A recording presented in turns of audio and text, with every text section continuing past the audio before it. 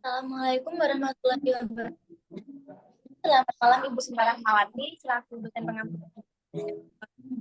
perilaku organisasi dan teman-teman saya bangga. Kami dari kelompok kita ingin mempresentasikan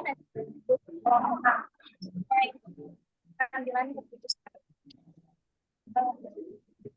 Sebelum pemaparan materi di alam baiknya, kami memperkenalkan diri dahulu.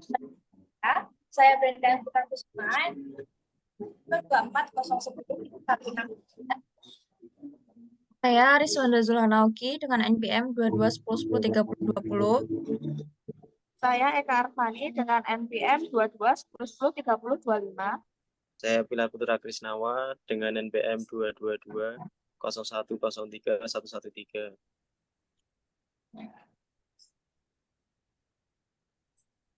Baik. Di materi kali ini kita akan membahas tentang pengambilan keputusan kelompok dan teori yang berhubungan dengan dinamika kelompok dalam organisasi yang akan dipaparkan oleh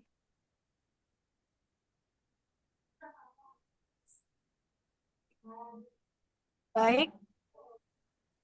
Pengambilan keputusan kelompok adalah situasi yang dihadapi ketika individu secara kolektif membuat pilihan dari alternatif sebelum mereka. Keputusan tersebut kemudian tidak lagi dapat diatribusikan kepada individu manapun yang menjadi anggota kelompok. Gibson, Ivancevich, dan Donnelly mengemukakan bahwa keputusan adalah alat untuk mencapai hasil atau memecahkan beberapa masalah. Perlu diingat juga bahwa hasil dari sebuah proses dipengaruhi oleh banyaknya proses. Kemudian di sini ada pentingnya pengambilan kelompok. Menurut David W. Johnson yang ditulis di dalam buku Badani itu mengatakan bahwa banyak penelitian yang menunjukkan pengambilan keputusan kelompok lebih baik dalam suatu organisasi jika dibandingkan dengan pengambilan keputusan secara individu. Kemudian ada beberapa alasan yang dikemukakan oleh David W. Johnson. Yang pertama adalah proses kelompok menimbulkan proses agen atau proses baru. Kemudian yang kedua, memperbaiki kesalahan orang lain. Contohnya saja ketika kita rapat membuat suatu kegiatan, masing-masing orang menyampaikan gagasannya yang mana mungkin dari gagasan tersebut adanya kelemahan dan keunggulan masing-masing. Kemudian yang ketiga, memiliki lebih banyak informasi.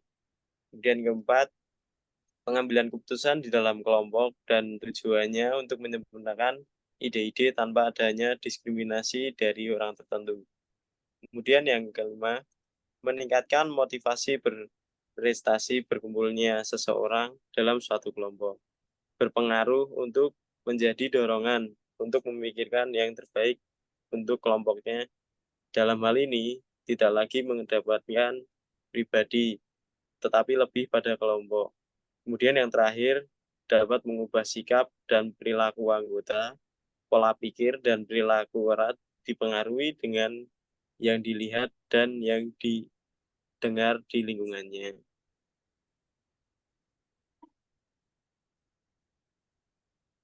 Oke, selanjutnya ada teori yang berhubungan dengan dinamika kelompok. Nah, pengertiannya itu dinamika kelompok mengacu pada karakteristik sikap dan perilaku suatu kelompok. Nah, dinamika kelompok sendiri menyangkut bagaimana kelompok terbentuk, struktur dan prosesnya, dan bagaimana kelompok berfungsi. Dinamika kelompok relevan dalam kelompok formal dan informal dari semua jenis. Teori yang berhubungan dengan dinamika kelompok, di antaranya ada teori psikologi dinamika kelompok, terus ada identitas sosial, terus ada keseimbangan. Next. Nah, ini ada aspek yang dikaji dalam dinamika kelompok sosial, di antaranya ada adaptasi, pencapaian tujuan, integrasi, pola pemeliharaan dan perluasan, komunikasi kelompok dan konflik antar kelompok, kohesi, dan pemecahan masalah. Dan ini ada beberapa teori yang relevan dengan dinamika kelompok. Ada teori pertukaran sosial atau social exchange theory, teori identitas sosial, social identity theory, teori kategori diri, self categorization theory, teori peran, role theory, sama teori konflik theory.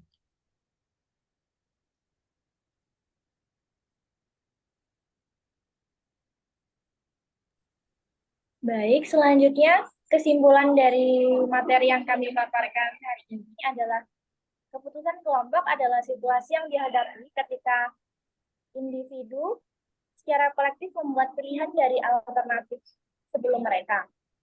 Keputusan terdiri dari individu yang menjadi anggota kelompok. Keputusan adalah alat untuk mencapai hasil atau memecahkan beberapa masalah.